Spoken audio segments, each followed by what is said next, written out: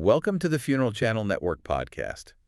I am genuinely looking forward to this one. Me too. Usually when we start a deep dive, I like to set the scene with something high energy, a crazy statistic or a big news story.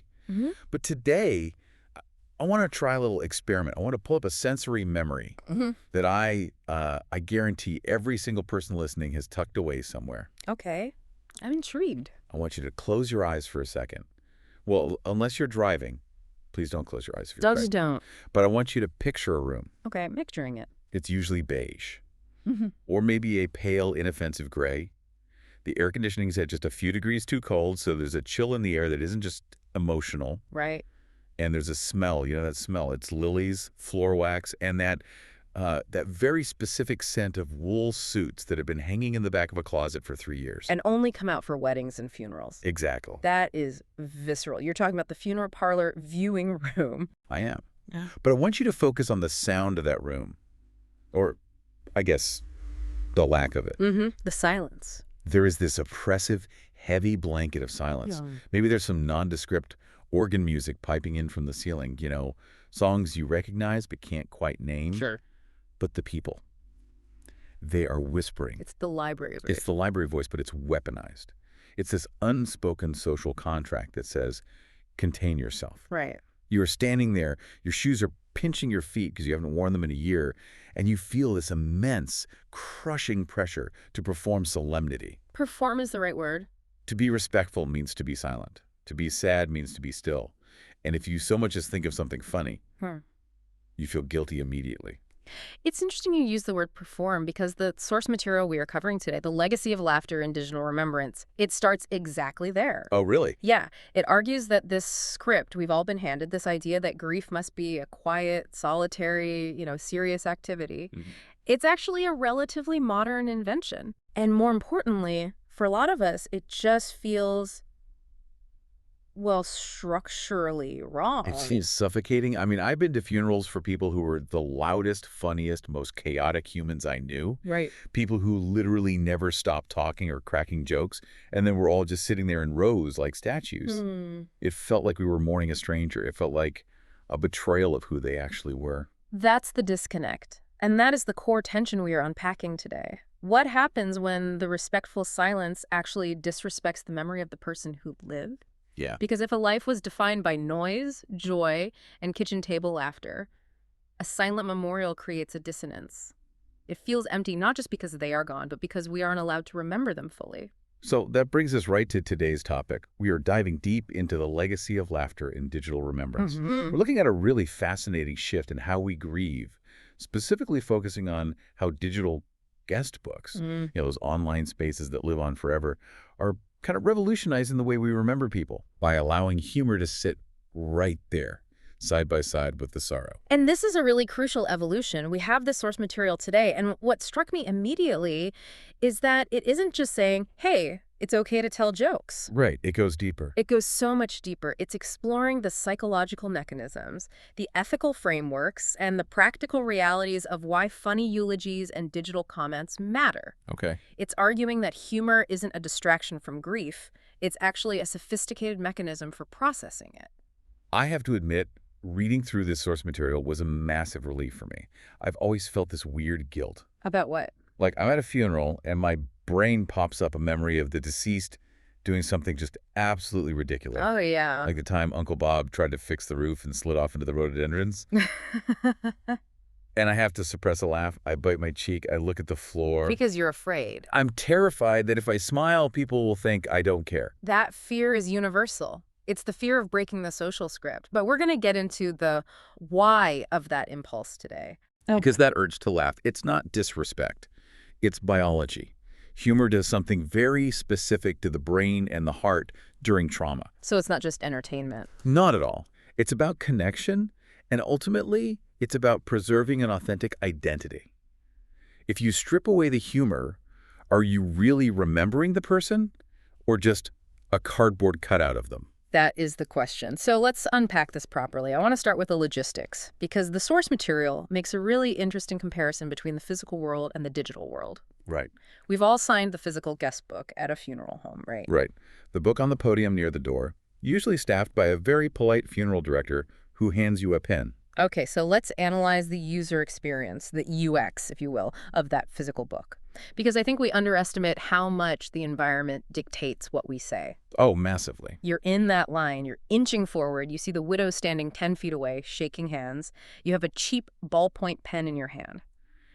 What is happening in your brain at that moment? Well, ecologically speaking, you are in a high-stress, high-surveillance environment. High surveillance. I like that. Your cortisol is spiking because you are confronting mortality and extreme social awkwardness at the same time. And when humans are under that kind of social pressure, our cognitive flexibility just drops. We lose access to our creative brain, the part that tells stories, and we default to scripts. We go into safety mode. We default to safety. So we write the things we've seen written before. Precisely. You aren't thinking, what is a beautiful, nuanced story about the time Dave and I got lost in Mexico and had to barter for gas? No. You are thinking, don't hold up the line, don't say anything stupid, don't make the widow cry harder, just sign your name and get out of the spotlight. Right. The physical constraint of the page, I mean, it's literally a 3-inch line, combined with the social constraint of the cue, it forces you into brevity. So we write deepest condolences,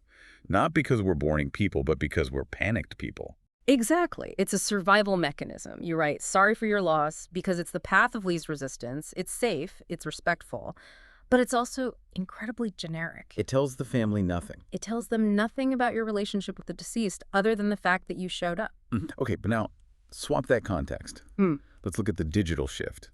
The source talks about how online platforms completely change the context. They flip it entirely. When you're writing in a digital guest book, whether it's on a memorial site, a funeral home's web portal, or even a social media page, where are you usually? You're usually at home. Maybe you're on your couch. You're drinking coffee. In your pajamas. You might be in your pajamas. You might be 3 days past the funeral or 3 weeks.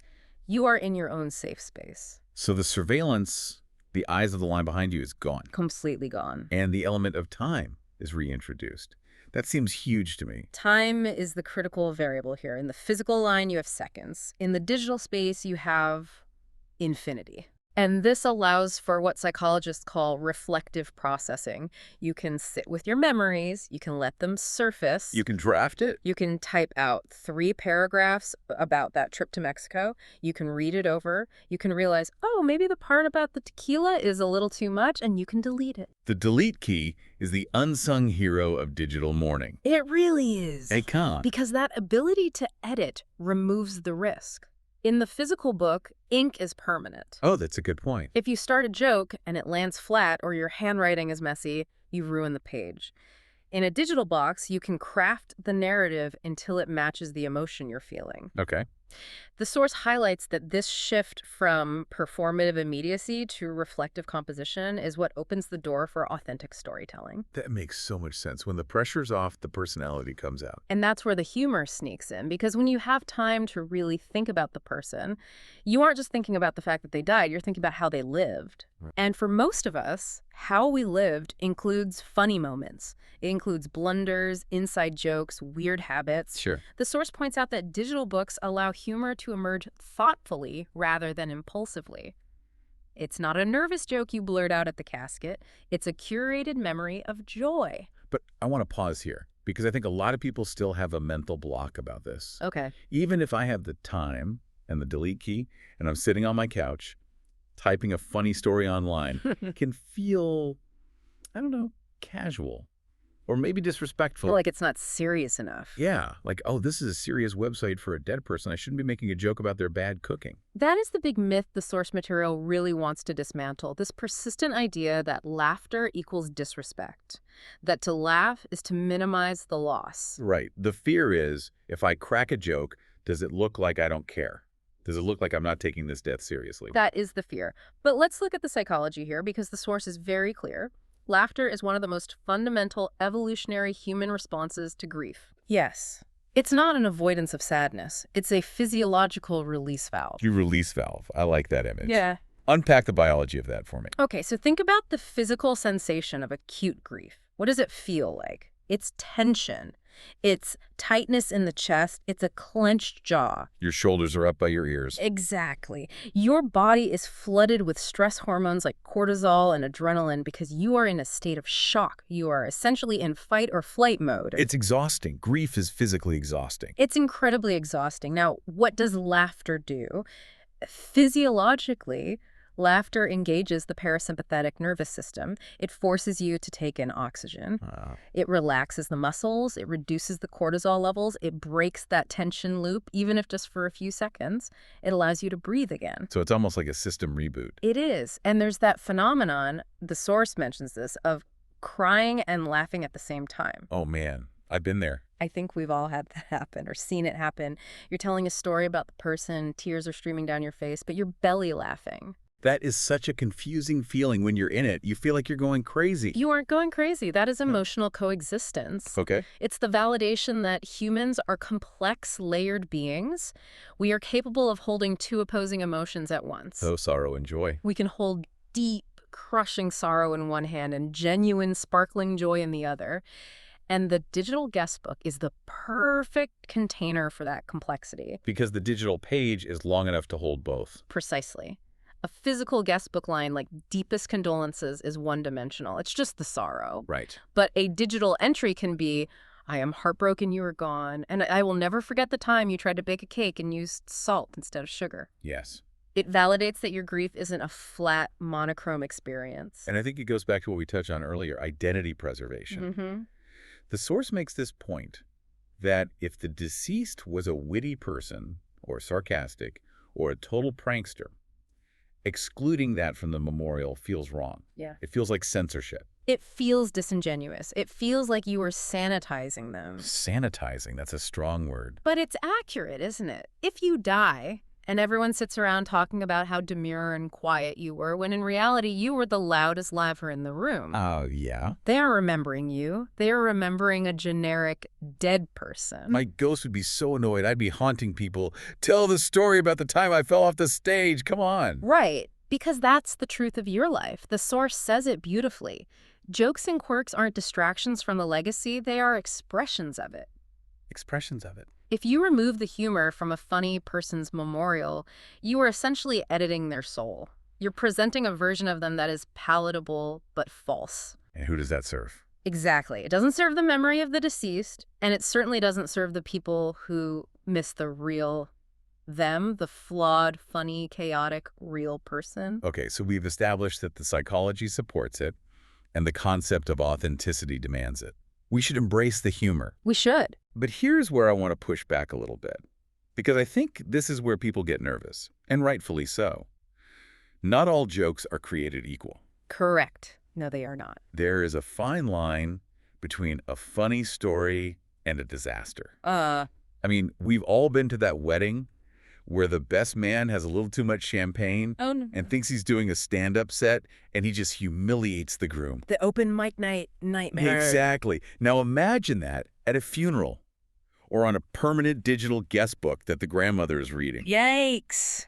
If we tell people, go ahead, be funny, aren't we risking some really inappropriate stuff? That is a very valid fear. And the source material actually devotes a significant section to this, the ethics of a funeral joke. Okay, good. Because you're right, the context of death changes the rules of comedy.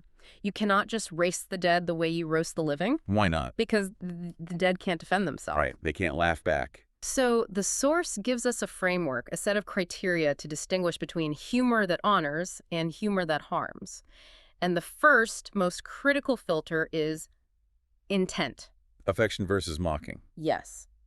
The humor has to be rooted deeply in love. It's the difference between laughing with the memory of the person and laughing at them in a way that feels mean-spirited. Can you give me an example of the difference?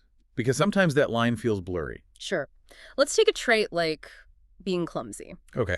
If you tell the story about how your friend tripped over his own feet at graduation and the tone is, he was such a loser he couldn't even walk straight, that is mocking. That's punching down. It reduces him to a failure. Right, that's just mean. But if you tell the same story, and the tone is, he had this amazing ability to find gravity where no one else did, and when he fell, he'd always look up with that goofy grin, and we all dissolve into laughter. That's different. That is affectionate. That is celebrating his spirit, his resilience, his ability to not take himself too seriously. So it's about the frame. Are you framing them as the hero of the joke or the victim of it? Exactly. The second criterion is character versus embarrassment. Oh. Does the story reveal who they were, or does it just expose a humiliating moment that they would have hated being public? Oh, that's a big one, the skeleton in the closet issue. Right. You don't want to share the story of the time they wet their pants in 3rd grade or the time they got rejected by a crush in a brutal way. Yeah. That doesn't tell us about their character. It just exposes a vulnerability for a cheap laugh. But a story about stubbornness is different. But if you tell a story about how they were so stubborn they refused to ask for directions and you ended up in a different state, that reveals character. And the third one? Inclusion versus exclusion. This is vital for digital spaces because the audience is potentially everyone. You have to avoid the inside joke paradox. The inside joke paradox. Yeah. I assume that means jokes that only 2 people get. Exactly. If you write, "Remember the purple elephant in 1998, LOL, and only you and the deceased knew what that meant," you are actively alienating everyone else reading that guest book. Right. It feels cliquey. It feels cliquey. You are drawing a circle that excludes the widow, the children, the friends. It says, "I knew him better than you did." It's almost a power play. Unintentionally, yes. Good remembrance humor invites everyone in. It relies on shared knowledge. The source actually gave some really specific examples of good remembrance humor, and I love these because they felt so real. One was the lateness example. Yes, the notorious inability to arrive on time. Which I think every family has one person like this. The person where you tell them dinner is at 5:00 when it's actually at 6:00. At least one. And the reason this works, according to the analysis, is that it prompts smiles of recognition. It's a shared human flaw. It's annoying, sure, but in the context of grief, it becomes affectionate.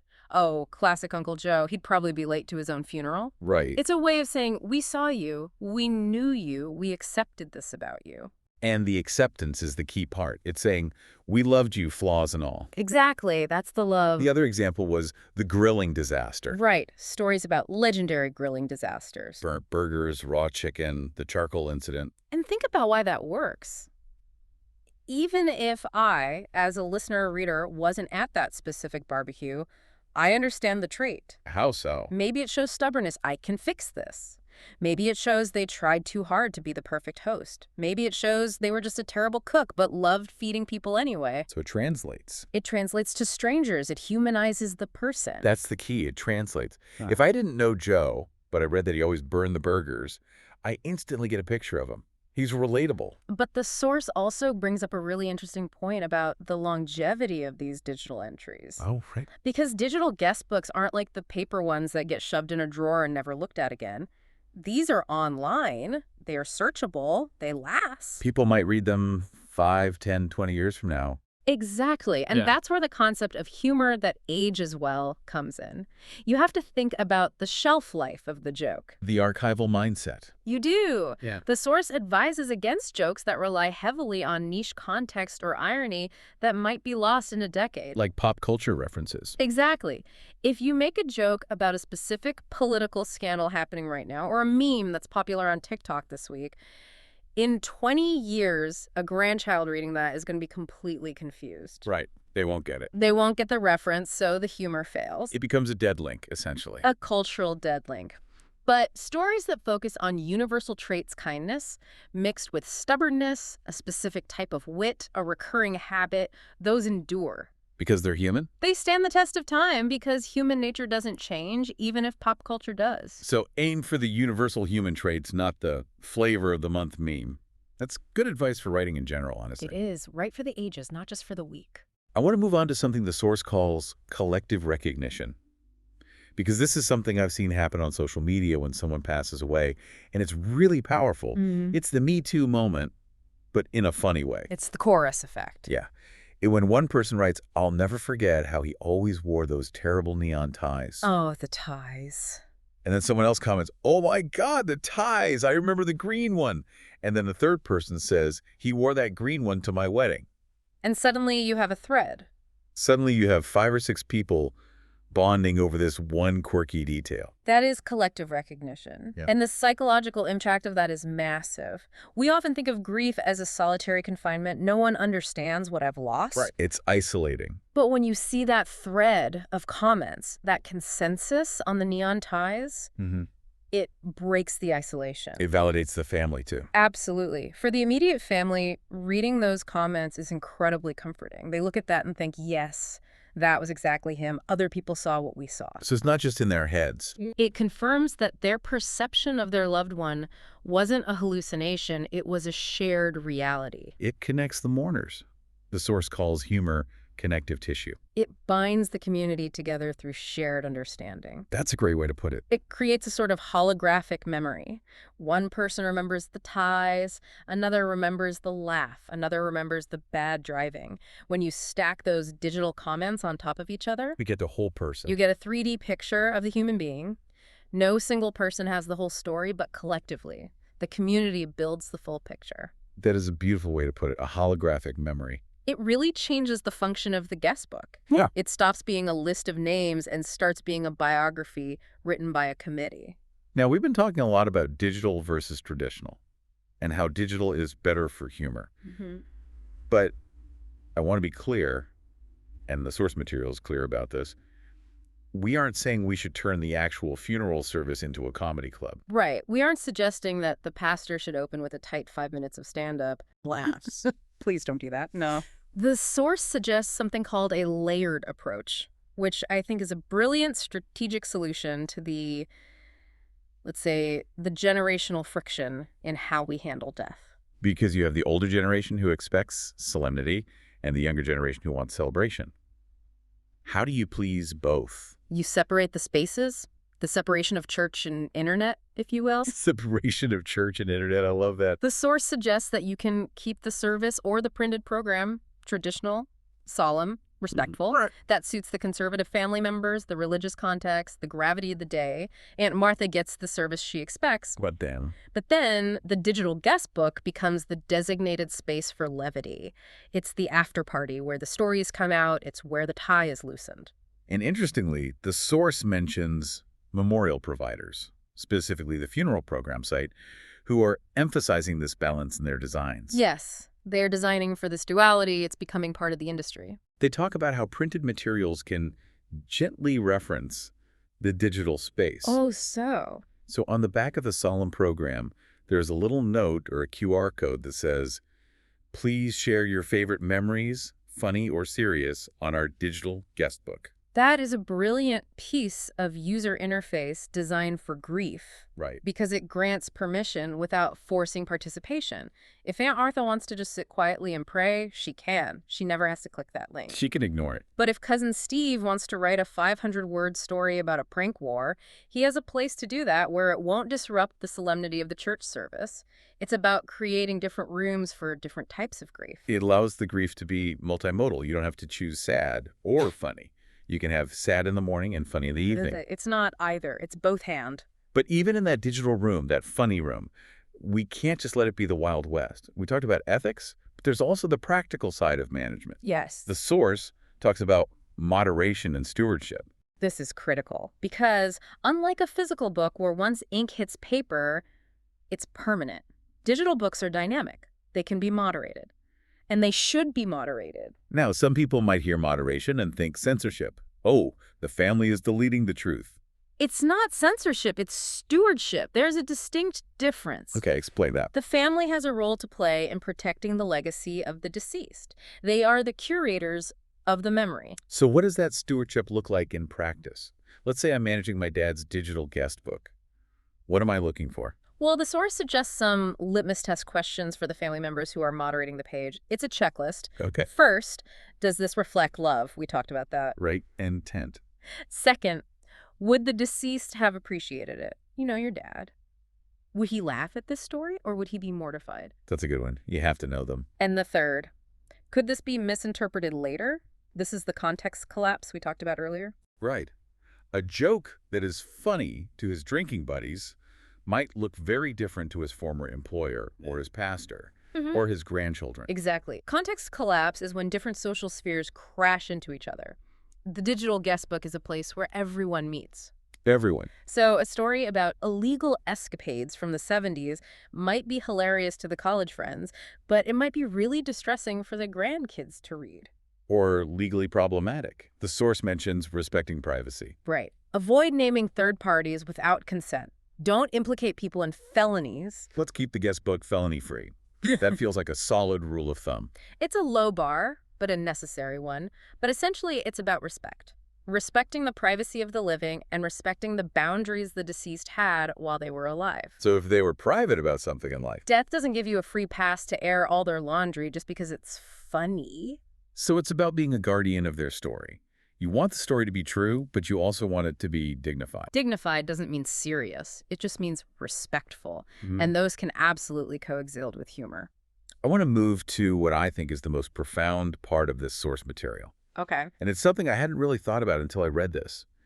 We've talked about the past, the memories, and the present, the grieving process. But what about the future, the legacy? For the next generation. Specifically, children and grandchildren who might not even be born yet. This is the concept of the inheritance of laughter. I love that phrase, the inheritance of laughter.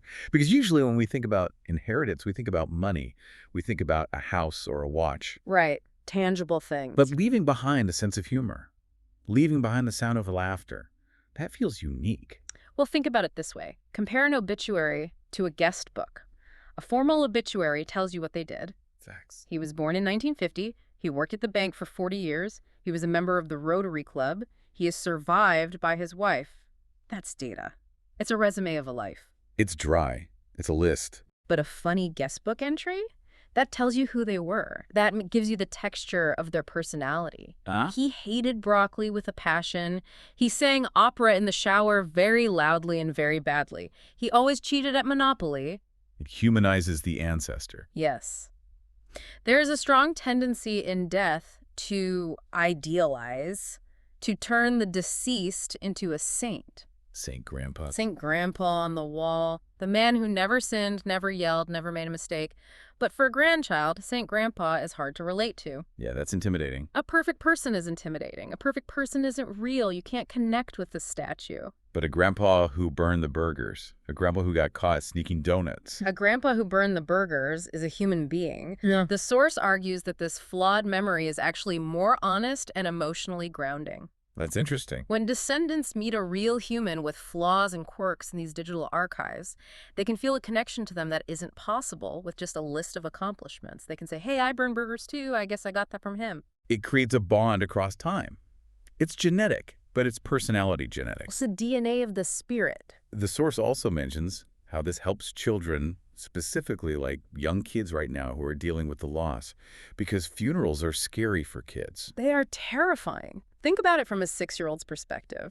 Everyone is wearing black. Everyone is crying. Mom and dad are acting weird. There's a casket in the room. There's a body in the room. The air is heavy. It's overwhelming. It's traumatic. Funny stories serve as an accessible entry point. Humor breaks the ice. How so? If you can tell a child a funny story about Grandpa, remember how Grandpa used to make that silly face when he ate lemons? It allows the child to connect to the memory without being crushed by the weight of the sadness. It gives them permission to smile. It teaches them that it's okay to remember the joy, not just the ending. It builds a bridge over the fear. A bridge. I like that. Grandpa isn't just this scary concept of death now. He's still the funny guy who made the lemon face. That is incredibly healing for a developing brain. And speaking of bridges, the source briefly touches on the evolution of this into multimedia. Because digital guest books aren't just text anymore. No, and this is where it gets really vivid. We are uploading photos and videos, and visual humor communicates joy instantly. A picture is worth 1,000 words, but a video of grandma dancing at a wedding after 2 glasses of champagne, that's worth 1,000,000. Exactly. You don't need to read a paragraph to understand a photo of someone making a goofy face or wearing a ridiculous Halloween costume. It cuts straight to the emotion. It preserves the energy of the person. But again, the stewardship applies here too.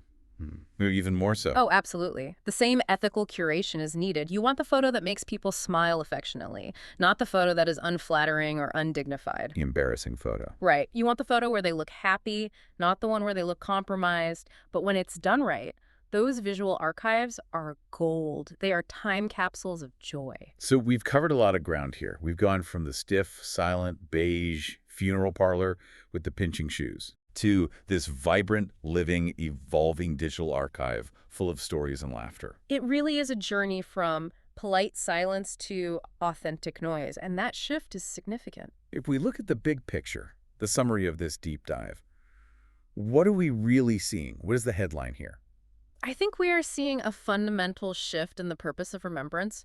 For centuries, the funeral was about how a life ended. It was about the transition of the soul, the gravity of loss. But now, thanks to these digital tools, we are moving toward remembering how a life was lived. And a life lived well is usually a life that had some laughter in it. Precisely. The source material, the legacy of laughter in digital remembrance, is ultimately making the case that joy is not the enemy of grief. No. Joy is the companion of grief. They are siblings, they walk hand in hand. I like that. And digital tools are finally catching up to that human reality. They are giving us the permission and the platform to bring our whole selves to the grieving process. The tears, the laughter, the sarcasm, the bad jokes, and everything in between. It's a beautiful thought. Yeah. It really reframes the whole experience. And I want to leave our listeners with a bit of a provocative thought to mull over. Okay. We've been talking about other people's guest books, but I want you to think about your own. That's a scary thought, confronting our own mortality. It is. But do the thought experiment. If something happened to you tomorrow, and someone opened a digital guest book for you, would your friends and family feel comfortable sharing the funny stuff? Have you lived in a way that gives them permission to laugh? Or would they feel stuck in that library silence? That's the real legacy, isn't it? Not the money you leave behind, but the permission you leave behind. I think so. The source suggests that perhaps living a life that leaves behind a legacy of laughter is one of the highest achievements possible. Wow. So maybe the goal isn't just to be successful or rich or respected. Maybe the goal is to be the person who, when they're gone, people can't help but smile when they tell stories about you. I can't think of a better goal than that.